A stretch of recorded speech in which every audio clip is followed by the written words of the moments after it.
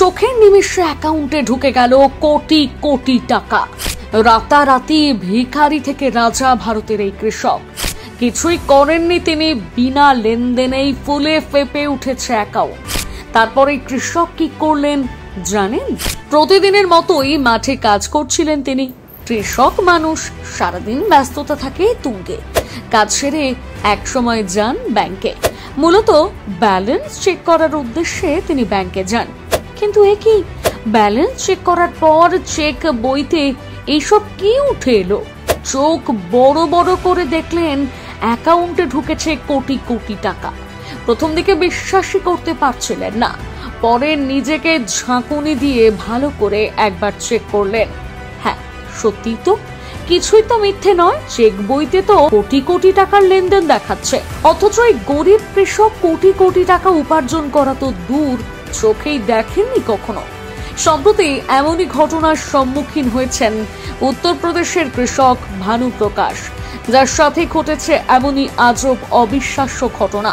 তিনি জানিয়েছেন, ব্যাংকে গিয়ে ব্যাংক ব্যালেন্স চেক করার সময় দেখতে পান তার অ্যাকাউন্টে ঢুকেছে ৯,৯০০ কোটি টাকা।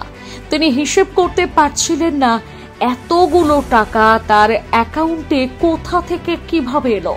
বিষয়টি নিয়ে তিনি ভীষণ মাত্রায় উদ্বেগ আর উৎকণ্ঠায় পড়ে যান। এরপর সময় নষ্ট না করে দ্রুত ব্যাংক ম্যানেজারের দ্বারস্থ হন। খুলে বলেন সমস্ত কথা।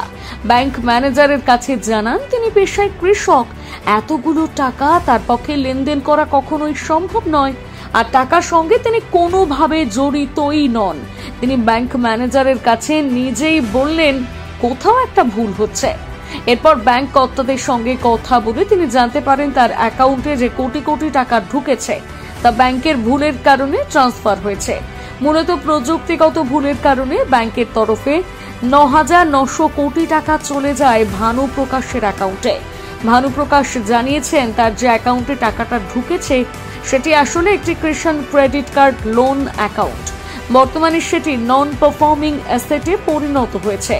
ইতিমধ্যে ব্যাংকের তরফে ভানু প্রকাশ বাবুর সেই ব্যাংক অ্যাকাউন্টটি ফ্রিজ করা হয়েছে, যাতে করে সেই টাকা ভানু প্রকাশ কোনোভাবেই ব্যবহার করতে না পারে।